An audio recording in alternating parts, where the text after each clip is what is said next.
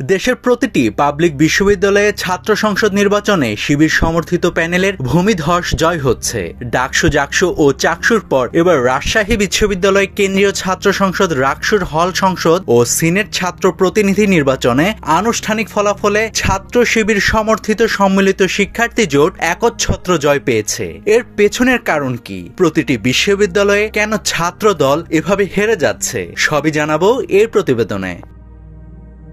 রাকসুতে VP পদে শিবির সমর্থিত সম্মিলিত শিক্ষার্থী জোটের প্রার্থী মোস্তাকুর রহমান জাহিদ পেয়েছেন 12,687 ভোট। তার নিকটতম প্রতিদ্বন্দ্বী ছাত্রদল সমর্থিত ঐক্যবদ্ধ নতুন প্রজন্ম প্যানেলের শেখ নুরুদ্দিন আবির পেয়েছেন 3,397 ভোট। ভিপি পদে প্রায় 93% ভোটের বিশাল ব্যবধানে জয় পেয়ে নতুন ইতিহাস সৃষ্টি করেছে ছাত্র শিবির। তবে জিএস পদের ফল ছিল ব্যতিক্রম।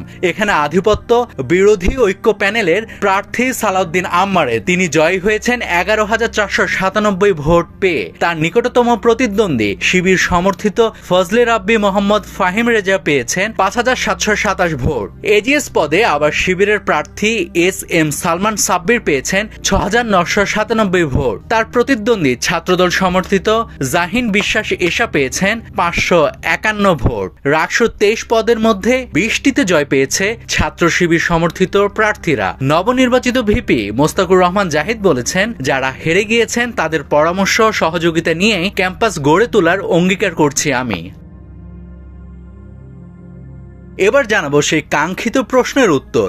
ঠিক কি কারণে প্রতিটি পাবলিক বিশ্ববিদ্যালয়ে ছাত্রদল এভাবে হেরে যাচ্ছে শিবিরের কাছে? প্রাচ্যের অক্সফোর্ড খ্যাত ঢাকা বিশ্ববিদ্যালয় সহ দেশের প্রধান 4টি ক্যাম্পাসে ছাত্র শিবির ভূমিধস জয়ে রাজনৈতিক মহলে নানা বিশ্লেষণ শুরু হয়েছে। রাজনৈতিক বিশ্লেষকরা বলছেন, 5ই আগস্টের পর ছাত্রদলের মূল সংগঠন বিএনপি কিছু কৌশলগত ভুল করেছে। দলটি যখন সাংগঠনিক কাজে বা অভ্যন্তরীণ কোন্দল থামাতে ব্যস্ত, তখন জামায়াত খুবই সূক্ষ্মভাবে দেশের প্রতিটি গুরুত্বপূর্ণ চেয়ারগুলোতে নিজেদের মতাদর্শের লোককে বসাতে সক্ষম হয়েছে। সে তালিকা থেকে বাদ যায়নি বিশ্ববিদ্যালয়গুলো। ঢাকা বিশ্ববিদ্যালয়ের ইতিহাসে প্রথমবারের মতো শিবির সমর্থিত একজন উপাচার্য বসেছেন বলে একটা গুঞ্জন আছে চারদিকে। তাছাড়া গণ অভ্যুত্থানের পর পুরাতনকে বর্জনের যে প্রথা চালু হয়েছিল, সে সুযোগটা পুরোপুরি কাজে লাগাতে সক্ষম হয়েছে জামায়াত। রাজনৈতিক বিশ্লেষকরা বলছেন, জামায়াত একটি ন্যারেটিভ তৈরি করতে সক্ষম হয়েছে যে তারা ছাড়া বাকি সবাই চাঁদাবাজি করে, আর এই বয়ানটা সাধারণ মানুষ খুবই ভালোভাবে নিয়েছে এবং বিশ্বাস করেছে।